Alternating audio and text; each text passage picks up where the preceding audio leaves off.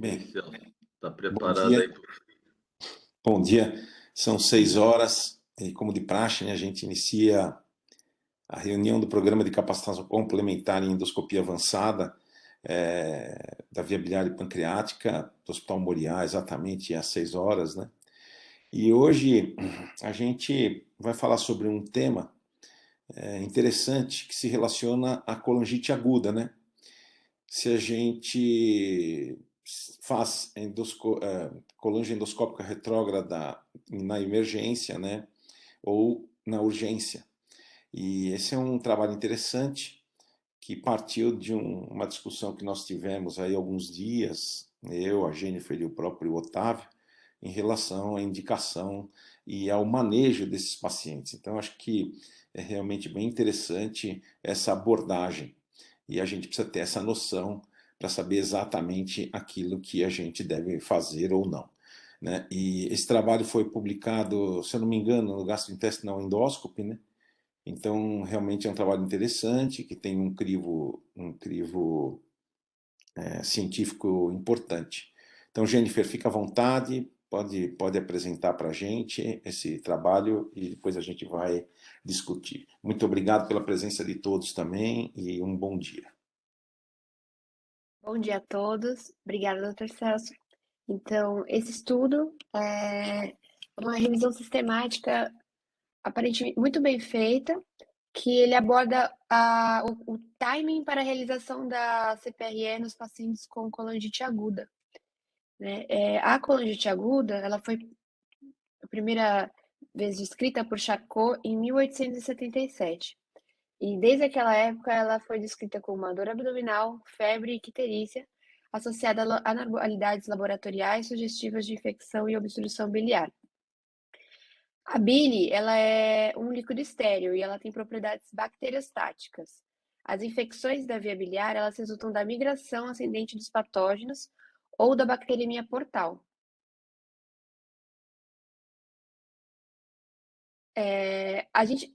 O esfíncter de Oddi, ele geralmente tem uma pressão de 10 a 15 milímetros de mercúrio.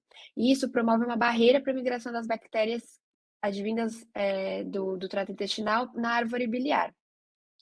Quando ocorre uma obstrução da via biliar, aumenta a pressão do hepatocolédoco e leva a um refluxo colangiovenoso. Isso permite o acesso dos patógenos na árvore biliar. As causas mais comuns relacionadas são o cálculo na via biliar, colecolitíase, adenocarcinoma pancreático, quando envolve mais a cabeça, adenoma periampular, metástases locais na região, infecções parasitárias, obstruções de próteses biliares, síndrome de Lemmel, que é a presença de um divertículo periampular, que leva a uma compressão da parte distal da via biliar, e a síndrome de Mirise, que vem de cálculos no hepático ou no cístico que comprimem a via biliar principal, e colangiopatia relacionada ao HIV. Opa, aqui. Essa doença, na sua forma grave, a infecção pode progredir rapidamente com a mortalidade, chegando em porcentagens em torno de 30%. O manejo inicial é clínico, com hidratação e antibiótico terapia.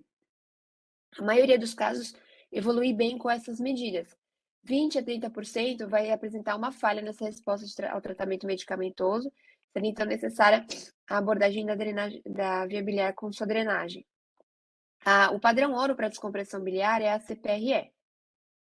No Tokyo Guidelines, o último que saiu em 2018, recomendam a drenagem de urgência de acordo com a gravidade, mas eles não especificam o tempo para você realizar essa drenagem. E a literatura sobre o assunto é conflitante. Alguns estudos mostram benefício em realização antes de 48 horas e alguns mostram que não teve diferença estatística quando focado no tempo para a realização da descompressão. O objetivo desse estudo, então, é avaliar na literatura o impacto da drenagem de emergência até 48 horas na mortalidade e comparar com a drenagem de urgência. Foi, então, realizada uma revisão sistemática que incluiu as plataformas do PubMed, Medline e Embase Database. Foram incluídos estudos até abril de 2019 que avaliam o impacto do tempo da CPRE na mortalidade. O desfecho primário foi, então, a mortalidade intra-hospitalar e desfechos secundários, falência orgânica, a mortalidade em 30 dias e o tempo de internação hospitalar. Para a avaliação da qualidade dos estudos, foi utilizada a escala de Newcastle-Ottawa. E para a realização da meta-análise, alguns testes foram realizados. O viés de publicação foi avaliado pelo teste de Egger. A variabilidade entre os estudos incluídos foi avaliada pelos testes de heterogeneidade usando a estatística I2, I ao quadrado. A análise de sensibilidade de Jackknife foi realizada para avaliar a robustez dos resultados, omitindo um estudo por vez e repetindo a meta-análise com base nos restantes dos dados.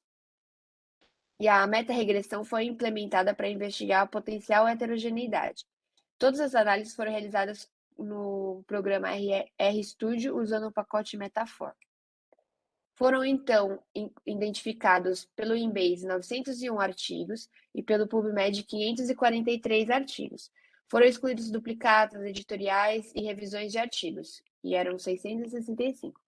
Então, uma avaliação inicial começou com 789 estudos. Depois disso, foram excluídos artigos pelo seu título e o resumo, o summary, para, dependendo do tema abordado. Foi avaliado o artigo completo, foram avaliados 30 artigos completos para avaliar a elegibilidade para ser estudada, e foi excluído os que não tinham o assunto de interesse em questão, 19. Então, ao total, foram incluídos 11 estudos nessa meta-análise. 9 estudos de corte granular, que incluíram 7.534 pacientes, e 2 estudos de banco de dados nacional, com 81.893 pacientes. Todos os estudos eram observacionais e 7 foram considerados de boa qualidade.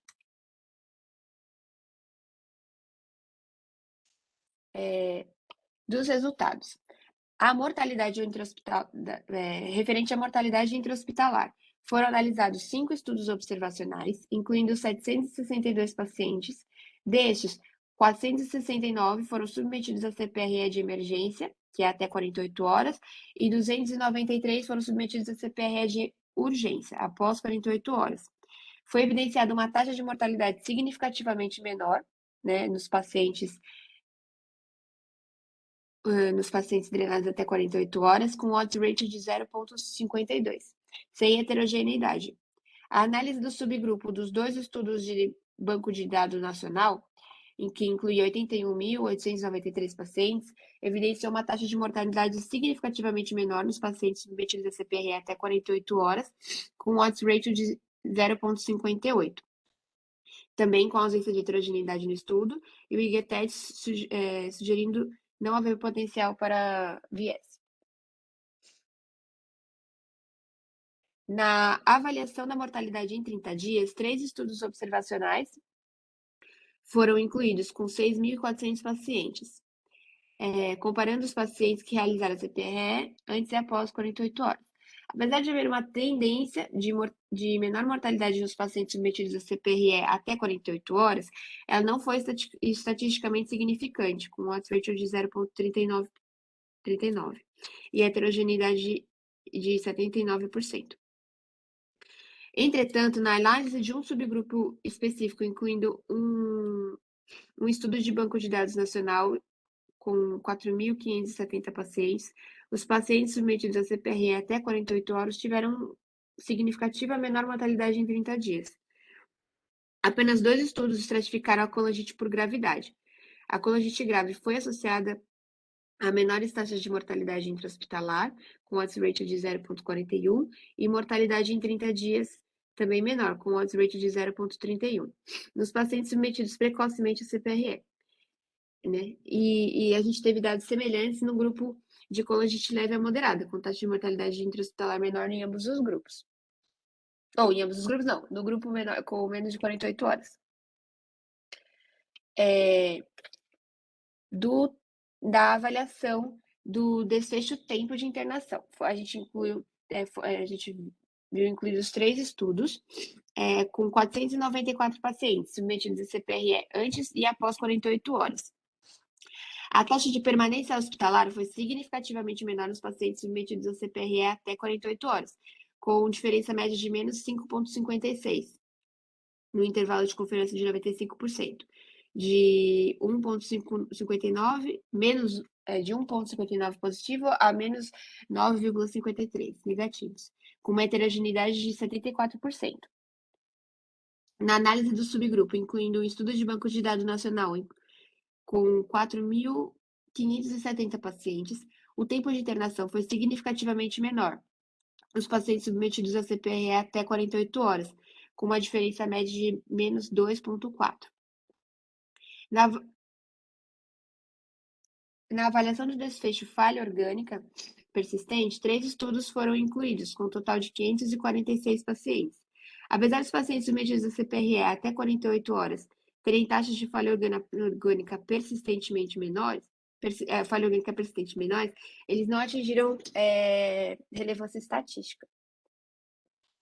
Então, na discussão, essa é a primeira revisão sistemática vista procurando, né, no PubMed, que avalia o timing para a realização da CPRE e analisa os prognósticos dos pacientes com colangite aguda nos pacientes realizados antes e após 48 horas. E a CPRE em 48 horas foi associada a menores chances de mortalidade intra-hospitalar e internações mais curtas.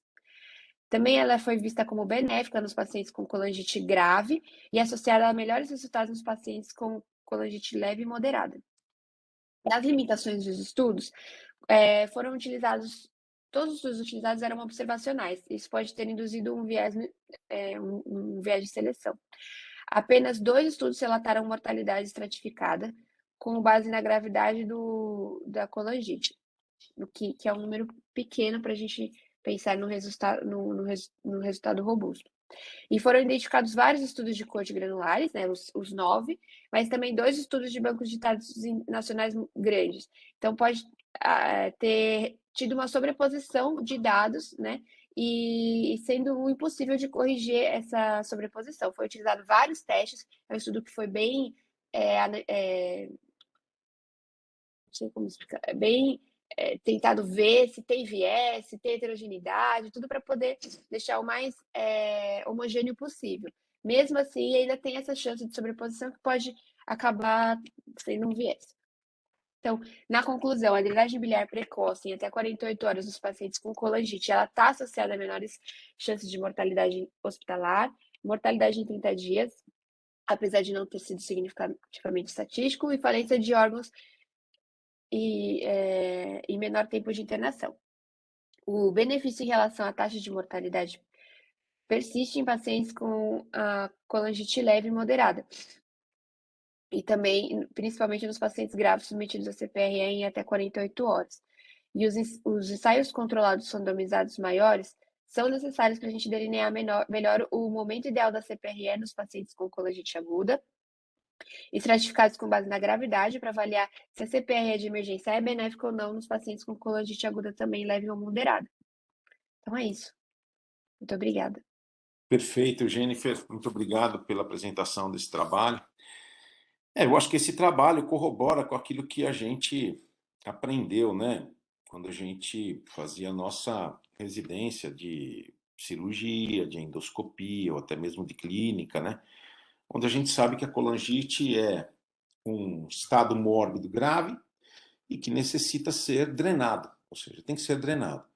E tem que ser drenado, não importando a gravidade, se leve, moderado ou grave, onde a gente tem parâmetros para avaliar isso, né, parâmetros muito bem estabelecidos, se a gente tem que fazer os melhores resultados.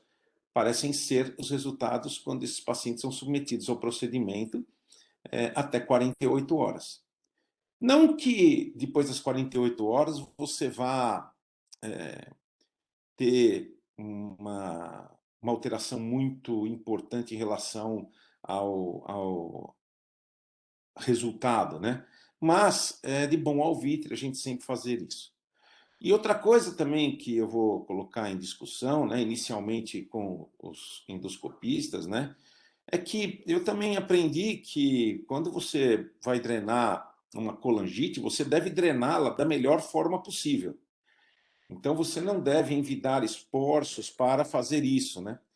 E eu vejo também muita gente, né, de várias escolas dizendo que realmente é importante você fazer uma colangem endoscópica retrógrada rápida e só fazer a drenagem e depois fazer a limpeza da via biliar, ou coloca uma prótese.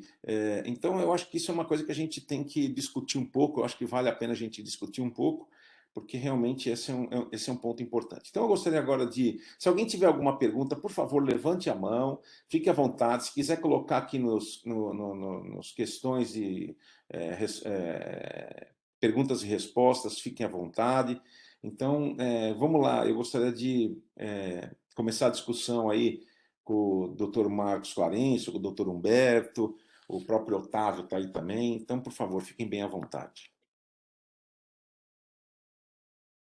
Bom dia a todos. Para pela apresentação. O artigo, como você falou. Alô? Estou te ouvindo. É um artigo, como você falou, interessante, né? Tem um volume de paciente grande, apesar de ser mais observacional, né? Não é um trabalho randomizado, enfim, mas tem a sua importância e tem o seu significado. Eu acho que os grandes hospitais hoje, a maioria dos grandes hospitais tem CPRE, né? CPRE é um exame extremamente importante na endoscopia, né? É certamente considerado os mais difíceis, né? E aquela ideia, quando o residente vem, doutor Marcos, tem um paciente, um colangite, a gente sempre quer saber o quadro clínico do paciente, né? Se o paciente já está com quantos dias de antibiótico, está evoluindo bem, se está com resposta inflamatória importante, isso leva a gente a fazer logo ou não a CPRE. Principalmente a gente que trabalha no hospital como o Roberto Santos, né? Em abril nós fizemos 60 CPREs no mês, né? É um número significativo. Mas isso que o Celso comentou, eu acho importante, né? Quando você vai para fazer uma via biliar no paciente com colangite, o objetivo é limpar a via biliar. Eu já tive pacientes em que a gente colocou o cálculo, a gente colocou a prótese, o cálculo continuou lá, ele melhorou, mas depois ele voltou a ter febre, né? Às vezes a bactéria está dentro do cálculo, né, contaminando a coisa.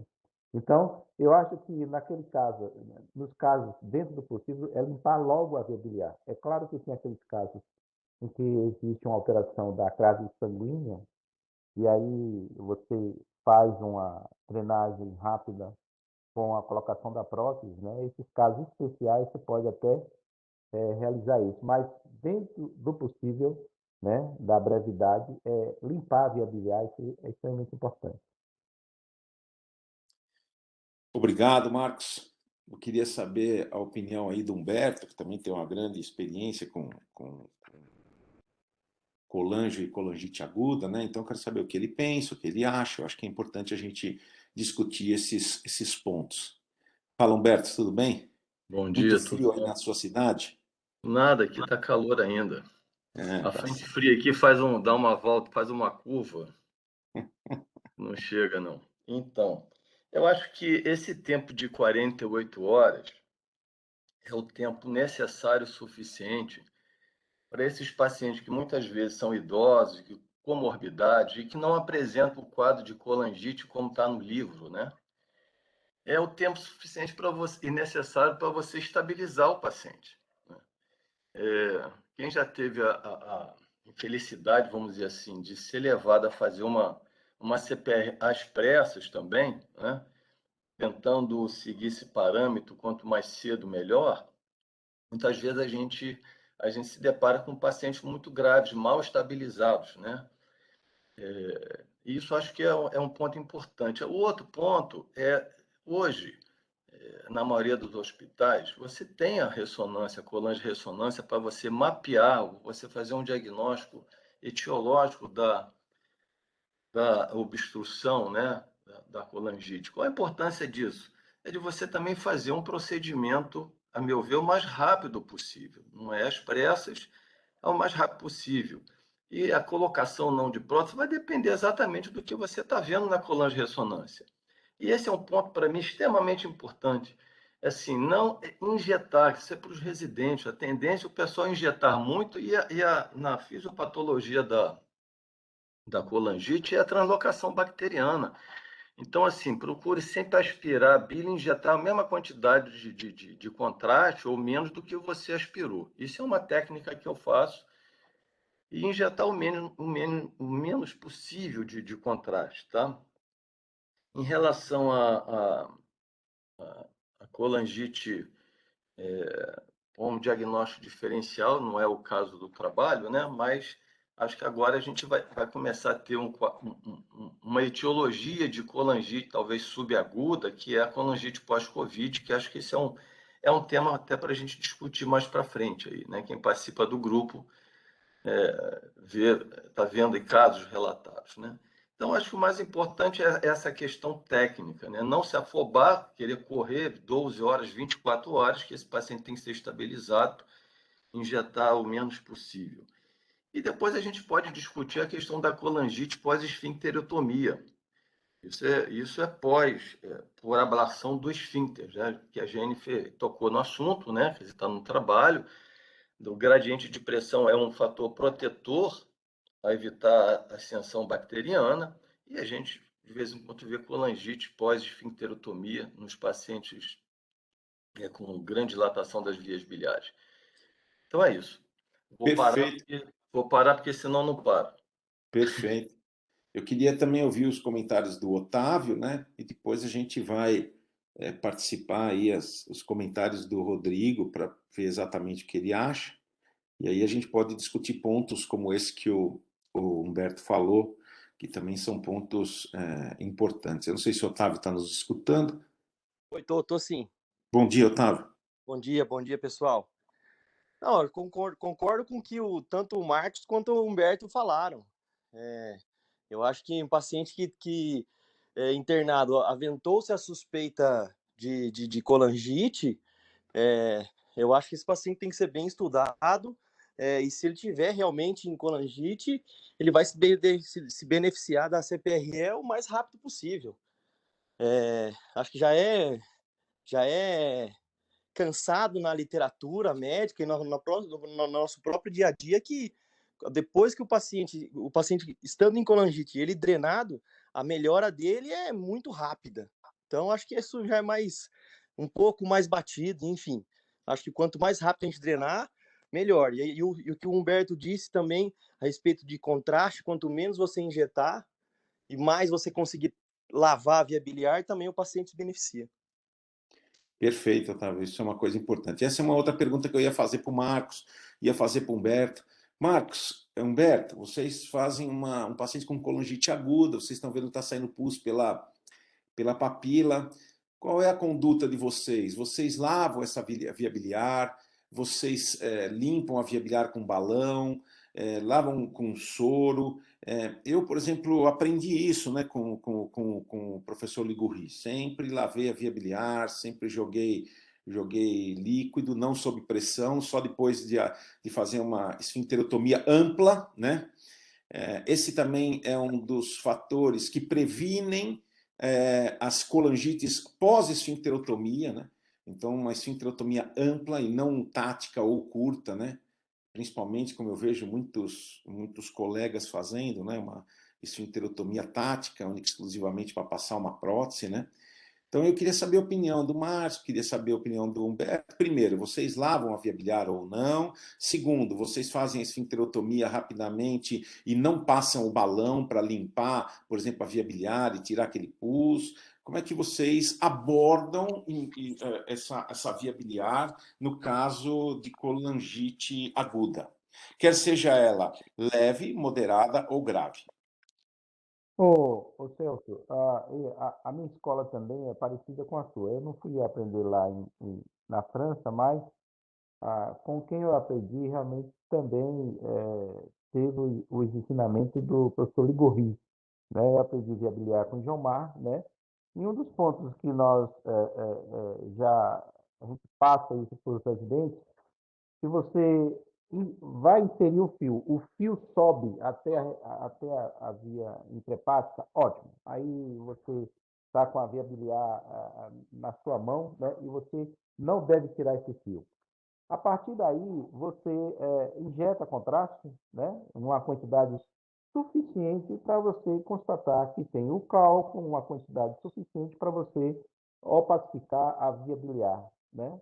A partir daí, a gente vai fazer a papilotomia e tira o cálculo, né, na maioria das vezes com balão, casos de exceção com basket também, que se você tira se você tem dúvida se o balão não limpou toda a via biliar, enfim, você passa o básico. E uma rotina que a gente sempre passa para os nossos residentes. Lavar sempre a via biliar, não deixar a via biliar com contraste. E uma outra coisa importante, a partir do momento que você lava a via biliar, o soro bate lá em cima e volta, a tendência é que todos os grumos desçam, né? Isso também facilita a sua limpeza. Então, quando acabam a via biliar, não deixe contraste na via biliar. Isso é uma rotina nossa. Evite deixar contraste. Lave bem a via biliar. Jogar soro, bater lá em cima, voltar, também limpa a via biliar, isso facilita a sua realização, a sua limpeza, né? Enfim. Perfeito, perfeito, exatamente isso. Eu ia falar exatamente isso, né? Você aprendeu com o professor Gilmar, e o professor Gilmar foi um dos alunos, como eu, né? Do professor Ligurri. Humberto, eu quero saber a sua opinião, eu quero saber se você faz alguma coisa diferente, eu acho que é interessante a gente ver, assim, formações diversas, né? Em relação à abordagem da colangite aguda. Se você faz alguma discriminação de manejo, se a colangite é leve, moderada ou grave, isso também é importante. Eu normalmente, e eu acho que o Marcos concorda, eu só tomo cuidado com a grave que tem alterações da crase sanguínea. Quando ela tem alterações da crase sanguínea, quando tem realmente problema com a esfincterotomia, aí realmente eu fico um pouquinho mais preocupado, né, em relação ao que é que eu vou fazer. Mas também esses pacientes são pacientes que realmente a gente só vai pegar se ele estiver numa fase muito adiantada. Então eu quero saber o que é que você pensa, como é que você se comporta em relação a esses pacientes. Olha, Celso, eu gosto muito de fazer uma estratégia do que eu vou fazer baseado no diagnóstico da obstrução. E já vou na minha mente com a estratégia e o que eu preciso, quanto eu preciso ser rápido, quanto eu preciso ser agressivo ou não agressivo. Uma coisa que eu não faço é usar basquete, porque se porventura, a não ser que se eu tenha basquete na mão de litotripsia, mas basquete regular eu não uso nesses casos praticamente em hipótese nenhuma, porque quem já ficou com basquete agarrado no paciente normal sabe a dificuldade que é para resolver, né? Tem que passar outro basquete de litotripsia, tem até literatura de fazer litotripsia com spyglass para soltar, enfim. E já vi paciente ir para cirurgia com basquete agarrado que não conseguiu sair. Foram casos meus, mas já vi. Então, o que eu procuro se eu já tenho uma estratégia baseada numa colangio-ressonância, eu começo a fazer a esfincterotomia, de preferência ampla mesmo, se não tiver discrasia sanguínea. Eu começo a usar o balão de extração dos cálculos distais, não me preocupo em injetar muito contraste lá em cima da via biliar, vou tirando os cálculos aqui embaixo, vou aliviando essa pressão só lavo no final. Eu não gosto de lavar, só lavo no final, sem muita pressão, e para ver o fluxo pelaquela papilotomia ou esfincterotomia. Essa questão de papilotomia econômica, nesses casos eu acho que não cabe, né? Essa é uma outra discussão, mas acho que não cabe. Então, basicamente é isso. E se eu tiver muita dificuldade, se eu achar que está se prolongando o procedimento, eu não tenho a mínima dificuldade de botar uma prótese, tirar o paciente daquela, como você falou, os pacientes graves, os pacientes moderados, principalmente no paciente idoso grave, que ou que veio transferido de outro hospital, eu não tenho o mínimo problema de colocar uma prótese, estabilizar esse paciente. Mas, assim, não injeto no início e não uso basket. A tendência minha é não Perfeito. usar basket. Acho que você falou uma coisa que até a gente tinha esquecido de comentar, que é lavar no final. Acho que depois que você clareou a via biliar, percebe que a via biliar já está praticamente clareada, né? Aí você realmente, ou quando você realmente já se sente tranquilo porque terminou o procedimento, aí você coloca o catéter lá em cima, injeta contraste, contraste não, soro, lava essa via biliar e pronto, né? E deixa uma papilotomia ampla, sem a necessidade de implantação de uma prótese, que nada mais é do que um corpo estranho, que continua, né, dentro, mantendo bactérias sem lavar essas bactérias pela própria corrente da bile, né? Isso era uma coisa que se discutia muito na França em relação à implantação de prótese, né? Então eu acho que isso é uma coisa importante. Também queria ouvir Então, a opinião do Otávio, o que é que ele faz nesses casos, como é que ele se comporta. Eu acho que isso é acho que isso é uma coisa importante. Você faz alguma coisa diferente ou não? É E claro depois, por fim, que vamos ouvir. E depois, Estão por fim, ouvindo? vamos ouvir o nosso cirurgião, Rodrigo Surjan, baseado nesse trabalho, como é que ele vai abordar as colangites. Então, Otávio, fica à vontade. Opa. Então, eu acho que o importante aí que o senhor falou é a papilotomia ampla, né? Eu acho que se a gente faz uma papilotomia grande, a gente não vai ter tantos problemas pós, né? E a respeito de prótese, claro que a gente tenta resolver o mais rápido possível e que, por exemplo, se for cálculo, a gente tentar retirar o mais rápido possível esse cálculo, não sendo possível, sendo um cálculo muito grande, uma desproporção, aí, claro, a gente coloca a prótese, mas também não tenho problema quanto a isso, como o Humberto disse. Mas o ideal seria que a gente tentasse retirar tudo e limpar toda a via biliar. Mas não sendo possível, claro que a prótese é uma alternativa ótima. Sabendo já que em pouco tempo você vai ter que tentar reabordar esse doente depois dele sair da urgência ou da emergência para tentar resolver em definitivo a via biliar, idealmente antes da alta hospitalar, né, claro. Perfeito, perfeito. Rodrigo, gostaria de ouvir suas considerações a respeito de tudo que você ouviu. Fique bem à vontade para dizer se você acha que nós estamos certos, se nós estamos errados. Pode criticar, porque realmente o cirurgião é como o patologista, né, vai dar a última palavra em relação a esse tipo de situação, se bem que hoje, cada vez mais, a gente tem cuidado desses pacientes, né, e a gente vai pedir a concorrência do cirurgião só nos casos em que a gente possa ter encontrado algum tipo de evento adverso. Rodrigo, então fique bem à vontade. Não sei se o Rodrigo está me escutando, beleza? Bom dia, Bom gente. dia, Rodrigão. Tentar resumir o que eu acho, tá? A gente tem diversos mecanismos que tentam fazer com que a gente não tenha uma infecção na árvore biliar, né? Esses mecanismos vão do nível celular ao nível da conformação do epitélio, as próprias propriedades da bile, ao fluxo unidirecional da bile dentro do tubo digestivo.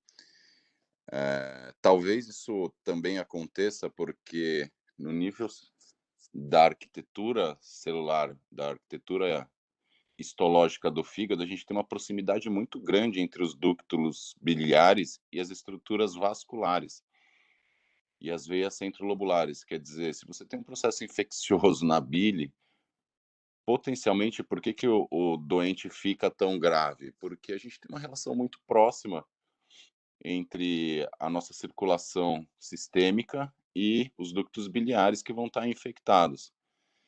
Então, existem múltiplas barreiras para que a gente não tenha colangite.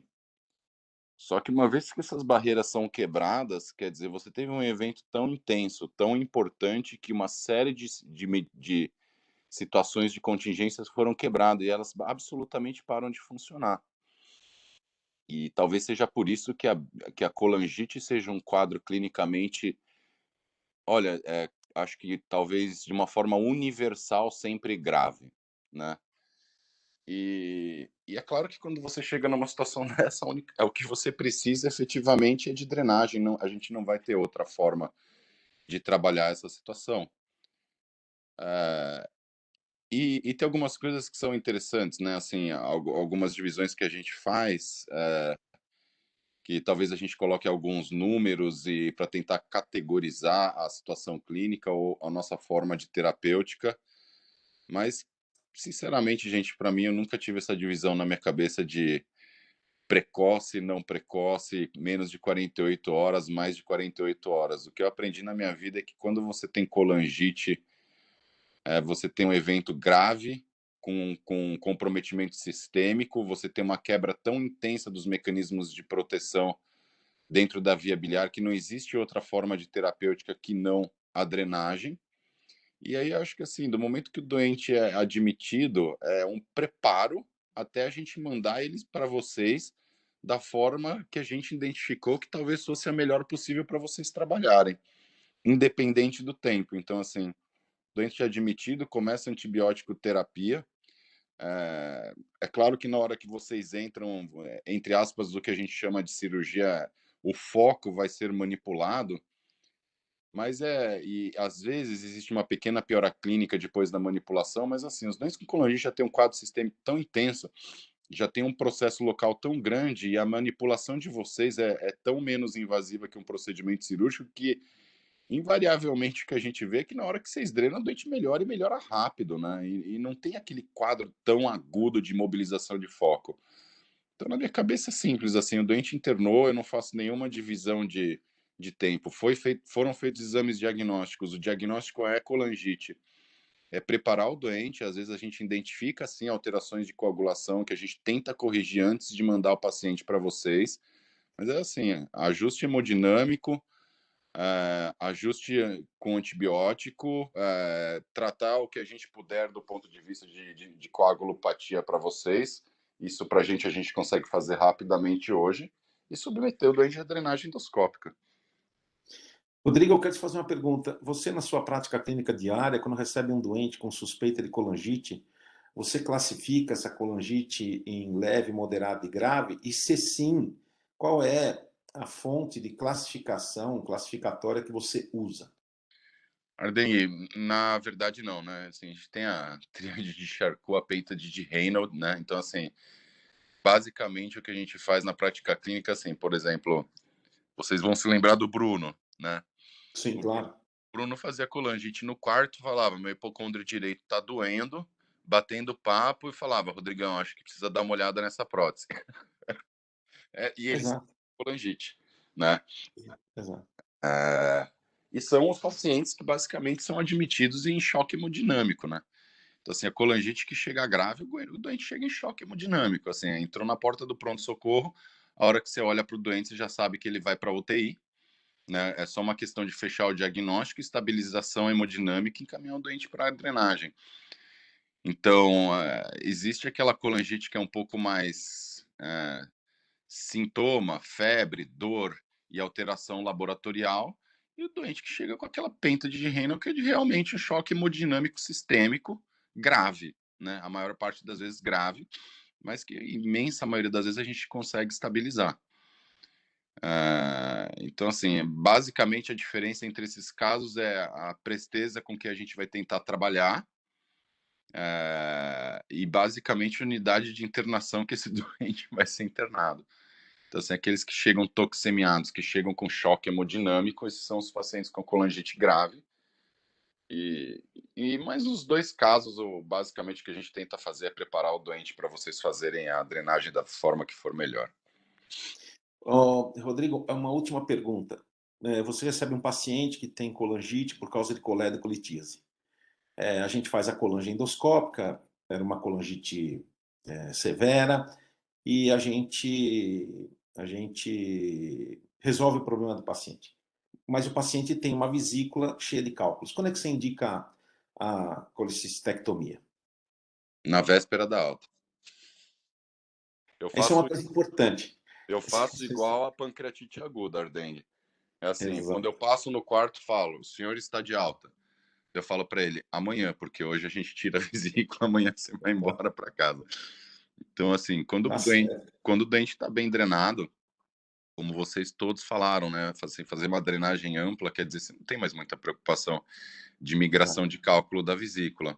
Mas, de qualquer forma, é uma vesícula doente, não existe só a complicação de coledocolitias e venda da litíase vesicular, né? Existem outras complicações, a colestite aguda, tudo, mas é exatamente isso. A hora que a gente entra no quarto e fala, o senhor está de alta. Beleza, então a gente vai te dar alta amanhã, porque hoje a gente tira a vesícula, o senhor já está curado, o senhor está tratado, amanhã o senhor vai embora para casa. E agora eu vou te fazer uma última pergunta. Você tem um paciente, nós já tivemos até casos juntos, não um, mas vários, né? Você tem um paciente que tem um câncer de pâncreas e a gente drena com uma prótese metálica autoexpansível, totalmente coberta. E na evolução desse paciente, você tem colangite. Acho que todos nós aqui já tivemos isso. Qual é a conduta que você espera da gente? A remoção dessa prótese, limpeza da via biliar e recolocação de uma outra prótese metálica autoexpansível, mesmo no caso de ser severo, ou simplesmente passarmos uma prótese pelo interior dessa prótese ou ao lado dessa prótese para a drenagem. O que é que você esperaria? Descompressão da via biliar. Basicamente. Basicamente, qualquer um dos métodos você aceitaria? Sim, descompressão da via biliar. A gente, como a gente fala, às vezes tem esses questionamentos das próteses, de tipo de prótese que depois vai prejudicar a cirurgia, que não vai prejudicar a cirurgia. A prótese não prejudica a cirurgia. Perfeito. O máximo que pode acontecer é um pouquinho mais de espessamento tecidual lá no hilo hepático, mas assim, prótese não prejudica a nossa cirurgia. A gente sempre consegue retirar as próteses. O que eu digo para vocês é que a gente faz hoje, sim, uma atenção maior quando a gente já não faz uma antibiótico profilaxia diferenciada para o pós-operatório de cirurgias de pâncreas que o paciente tem drenagem biliar. Então, assim, ou a gente fica acompanhando muito próximo e muda rapidamente o antibiótico caso a gente tenha qualquer indício de infecção, ou em alguns pacientes a gente faz já uma antibiótico profilaxia diferenciada, não o Rocephin Flagyl, vamos dizer, entre aspas, rotineiro pós-DPT. Perfeito. Eu quero saber se alguém tem alguma questão para fazer. Se não, a gente vai. Queria fazer mais um comentário. Fala, Humberto. Então, eu queria lembrar, assim, uma postura que eu tenho, né? Acho que todo mundo, acho que não é minha, né? Todo mundo deve ter, ou já tem, né? Quer dizer, é sempre individualizar o paciente. Essa questão de é moderada, é severa, ver parâmetros laboratoriais, isso é muito bonito, mas o paciente não lê livro. O paciente pode ir no Google, mas não lê livro. Então, ele nunca se apresenta como a gente lê, quer dizer, tem que individualizar, né? Isso é uma coisa básica, pode estar chovendo molhado, mas eu acho que isso é importante para os residentes. E dentro dessa, você vai avaliar a severidade daquele paciente individual, não colocando ele em determinados parâmetros, mas a sua experiência clínica, acho que isso tudo conta, né? Eu sempre bato muito nessa tecla. Agora, o que eu não faço, né? Que eu não falei, é dilatar a papila. Você depara lá com cálculo grande, uma coisa é o paciente eletivo, que você faz uma papilotomia só direcional e põe um balão lá de 15, 18 para tirar cálculo grande. Na colangite, eu acho que isso eu diria até proibitivo, que você está com um paciente infectado, se você tiver um efeito adverso, uma microperforação, sangramento, que geralmente os pacientes podem estar com discrasia sanguínea, você está agregando morbidade para esse paciente, complicação grave. Então, eu não dilato essa papila, por isso que eu falei que eu não me furto em botar uma prótese, seja a prótese que eu tiver.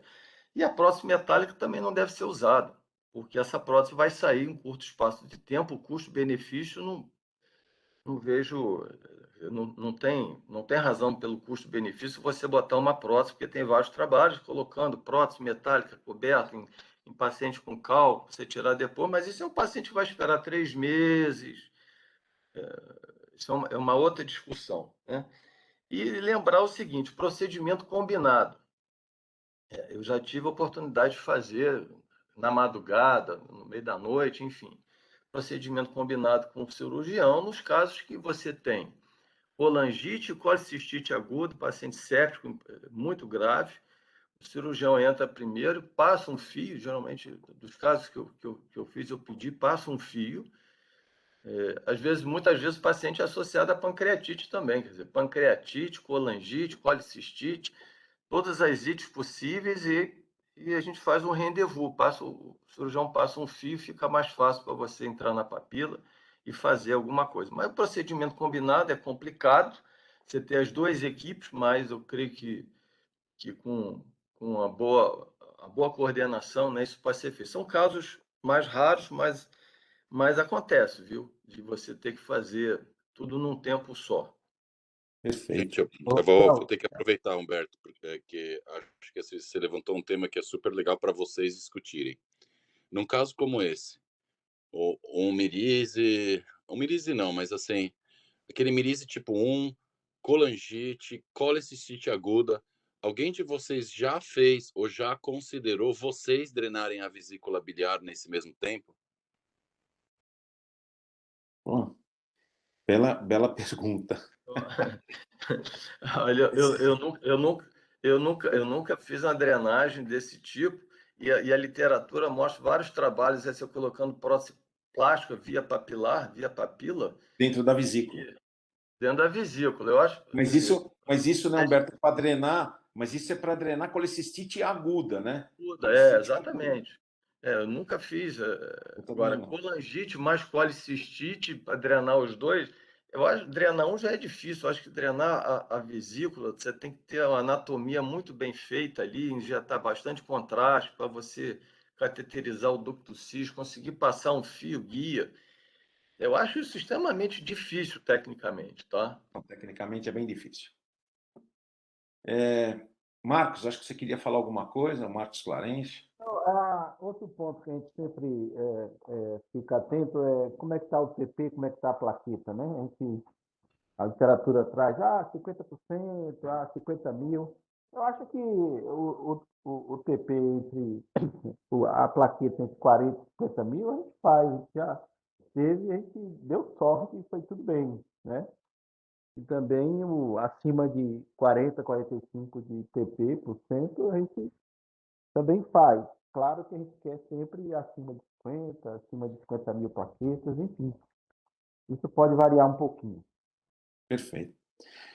Gente, alguém tem mais algum comentário? Se não tiverem nenhum comentário, vamos passar para o caso clínico.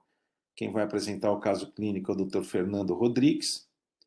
Então, Fernando, fique bem à vontade para apresentar o caso, pode compartilhar com a gente. Bom dia, doutor Celso. Bom dia, pessoal. Tá me ouvindo? Estamos te ouvindo, mas não estamos com a sua tela.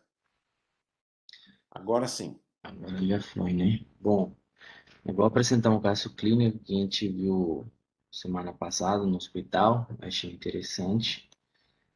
É um paciente de sexo feminino. Ela estava totalmente assintomática, 35 anos de idade, jovem a paciente. E ela veio com um histórico de ter sido submetida a uma ressecção incompleta de abricosoft, em duas oportunidades, né? A primeira foi no ano 2016 e a última foi em março desse ano, né? A gente viu ela, né? E a gente viu os exames que ela já tinha realizado em outro serviço, né?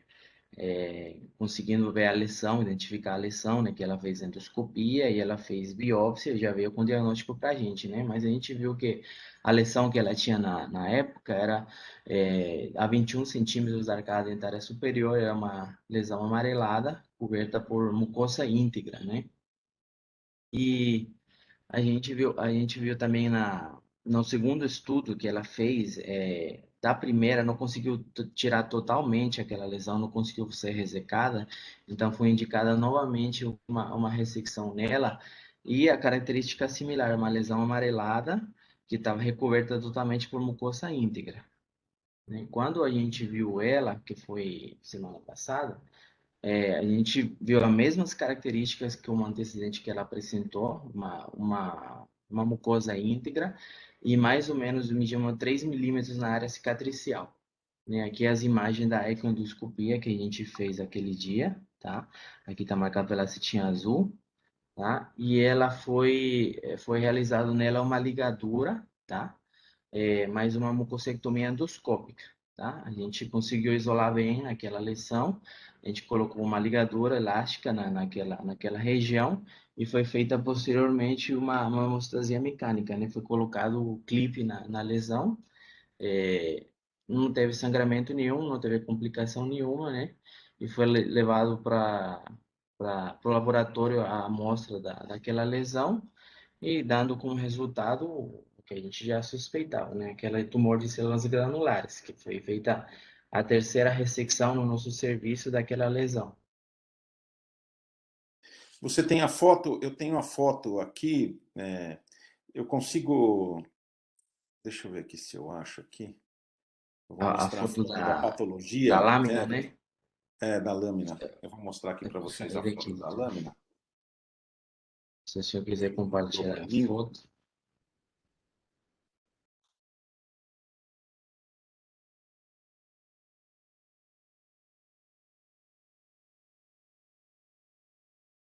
Então, eu vou. Ficou muito, realmente muito bonita a foto da lâmina. A lâmina. Posso compartilhar, É, né? sim, Você precisa sair. Você eu precisa vou sair sair, daqui. Fernando, para eu compartilhar. Tá, eu vou sair aqui. Pronto. Ana, você pode deixar eu compartilhar aqui? Eu não estou conseguindo. Não está aparecendo. Ah, agora sim. Pronto. Vocês estão vendo agora? Estão vendo, né? Então, vocês estão vendo aqui, ó, o tumor saiu completamente. Vocês estão vendo agora a minha imagem, né? Sim, dá para ver, doutor Celso. Então, vocês estão vendo aqui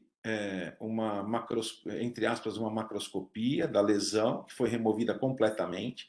Todas as margens, tá, estão totalmente livres, como vocês podem ver.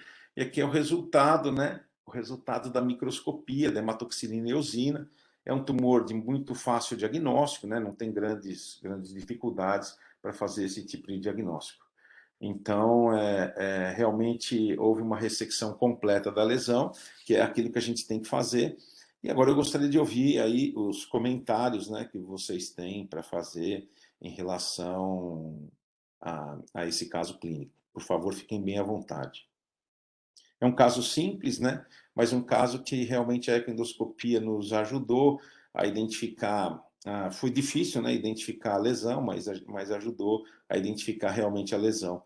Mas a gente também conseguiu mais até identificar essa lesão pela endoscopia do que até propriamente dito pela ecoendoscopia. Então, por favor, se alguém tiver algum comentário, fique bem à vontade.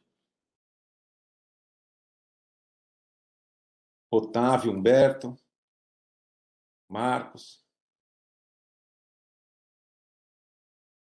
Ô, Celso, Beleza. Humberto? desculpa, eu dei uma saidinha rapidinho. A eco foi feito com um aparelho radial ou foi com um mini probe? Com radial, não foi com mini probe, não. Foi com radial. Você tem alguma coisa a comentar da diferença de um e outro? Porque a gente não tem conseguido o mini probe. Parece que no caso Cara, Fujinon, não tem importado, né, o mini eu me probe. sinto, eu me sinto muito à vontade, Humberto, de usar o aparelho radial para qualquer lesão de mucosa. Como eu faço esses procedimentos no hospital e lá eu tenho o concurso da anestesia, eu peço, por exemplo, num caso como esse, para entubar o paciente. Eu uso, num caso como esse de ressecção e até da própria ecoendoscopia, CO2, onde realmente, nossa, é uma diferença muito grande, né? A insuflação de CO2 com a insuflação de ar, e eu tenho tido bons resultados. Eu não sinto muita falta do mini probe, não, honestamente falando. Celso, Oi, Marcos. olhe bem, esse caso levanta um ponto importante na endoscopia digestiva terapêutica avançada. Como hoje nós estamos trabalhando mais no esôfago, né? Aquela preocupação que nós tínhamos, sei lá, 30 anos atrás, eu acho. Estou te ouvindo muito mal, Marcos. Estou ouvindo mal, Marcos. Acho que o Marcos está em algum lugar que... Tá melhorando? Agora eu estou te ouvindo bem. Tá melhorando, Celso? Melhorou, melhorou. Melhorou? Ah, não, é porque Melhorou.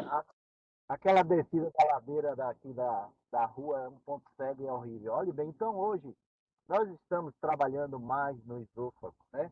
Aquela preocupação de trabalhar no esôfago, perto do mediastino, esôfago com a parede fina, eu acho que hoje a gente tem cuidados e que nos leva a trabalhar mais no esôfago, né? Essa demonstração que você fez aí é um exemplo, né? Há algumas 4, 6 semanas atrás, nós fizemos uma diverticulotomia e um divertículo epifrênico, né? Que foi a primeira vez que eu fiz, né?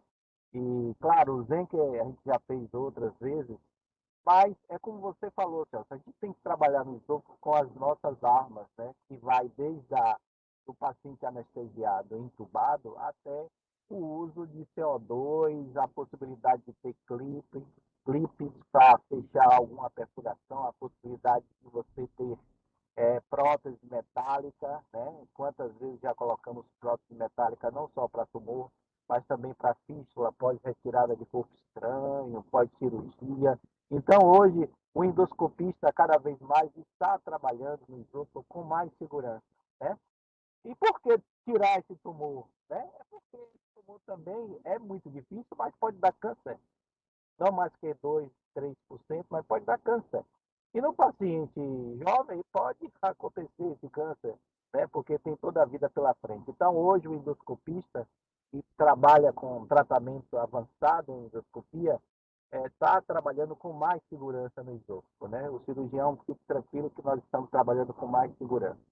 Nesse caso, viu, Marcos, eu só tenho uma crítica, né? A crítica é, quando os endoscopistas viram aquela lesão no terço proximal do esôfago, aquela imagem que vocês viram, isso serve para os residentes, é de abricossof.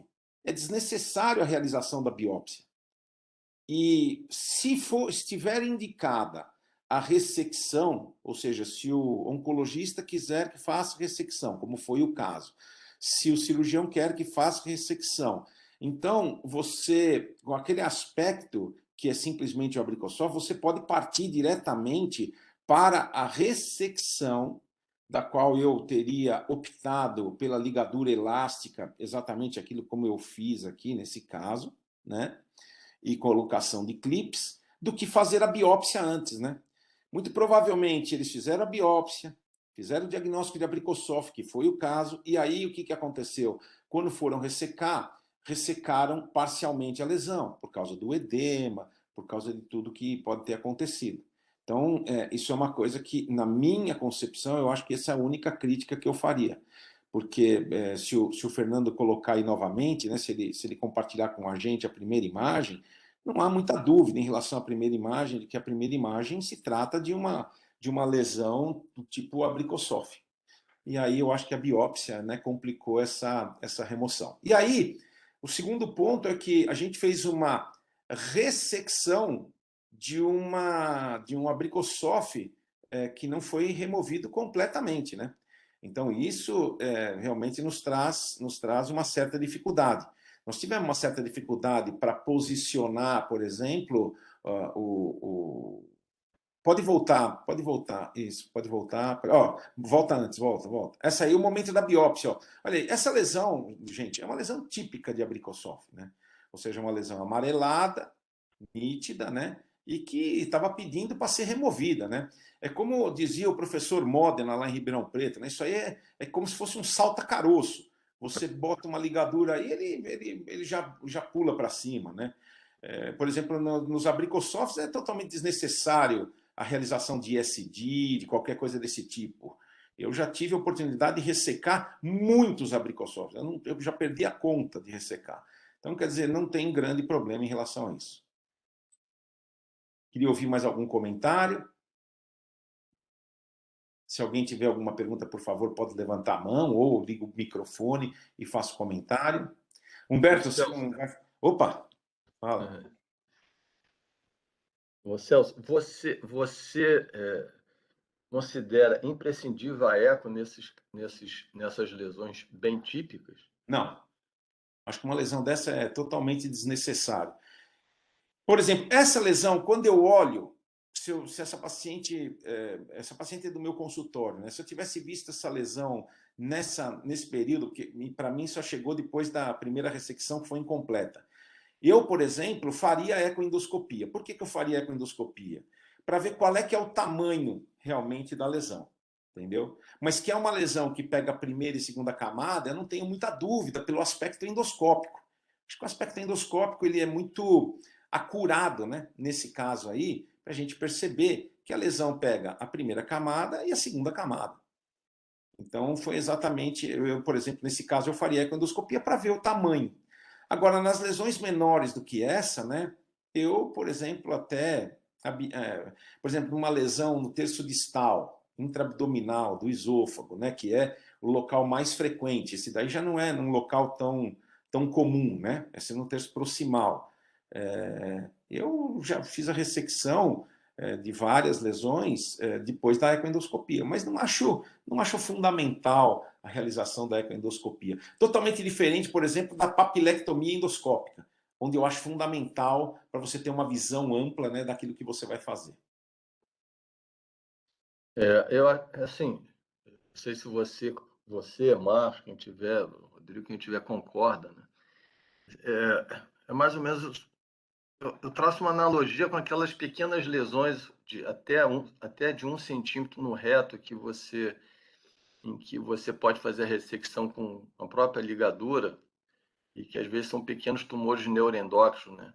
Então, assim, a própria literatura é um pouco controversa da necessidade de fazer uma ecoendoscopia quando você consegue imaginar ou avaliar, em termos morfológicos, de tamanho, a lesão. Não sei se você concorda com isso. Sim, concordo plenamente. Concordo plenamente mesmo. São lesões, porque às vezes a gente recebe, como a gente recebe muito de pacientes com pequenas lesões gástricas, e para a realização de ecoendoscopia. E é a mesma história, né? Aquelas pequenas que a gente chama de bolinhas, em que o paciente chega aterrorizado, pedindo encaixe na consulta, e até você convencer ele que com calma, talvez não precise fazer naquele momento, tal, fica uma situação difícil em termos éticos e de relação médico-médico e médico-paciente.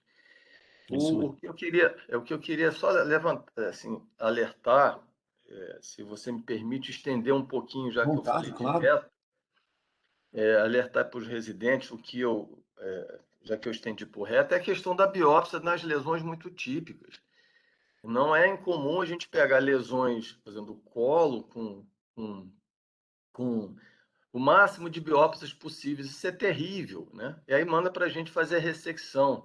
Isso é terrível. O máximo, se é uma lesão típica que tem indicação de ressecção, você vai fazer a biópsia na macrobiópsia, na ressecção. Você vai avaliar a lesão, não com... Porque a biópsia traz muita fibrose mesmo. É só para a gente estender um pouquinho o assunto. Perfeito o seu comentário, perfeito. A gente pode fazer, e eu, na minha opinião, foi exatamente isso que aconteceu com esse paciente. Um endoscopista mais experiente observaria essa lesão, diria que é um abricossofe, e já indicaria a ressecção. E ele indicaria a ressecção, o que eu acho até correto, após uma ecoendoscopia, para avaliar essa lesão, para ver. Porque se essa lesão está na 4ª camada, aí muda totalmente de figura. Nós vamos controlar e depois vamos pedir o concurso novamente do cirurgião, caso a lesão vá aumentando, né? E aí ele vai fazer a ressecção. É assim que eu penso, né? Isso se não fosse um abricossofe, né? Como esse caso, que para mim é típico. Não sei se alguém tem alguma dúvida ou se alguém discorda do que eu tô salientando aqui. Marcos, quer falar alguma coisa? Otávio? Não, Celso, está tudo bem. Perfeito. Bom, Tá gente, tudo tranquilo, tudo certo. Beleza, obrigado então a todos. Eu acho que nós trouxemos um caso bem simples, né, para dar uma amenizada. Eu quero agradecer a presença de todos vocês e dizer que na próxima semana nós vamos estar aqui no mesmo horário, às 6 horas da manhã da próxima terça-feira. Muito obrigado a todos, tá? E tenham uma boa semana. Um abraço. Só queria Tchau, dizer uma abraço. coisa. Bom dia.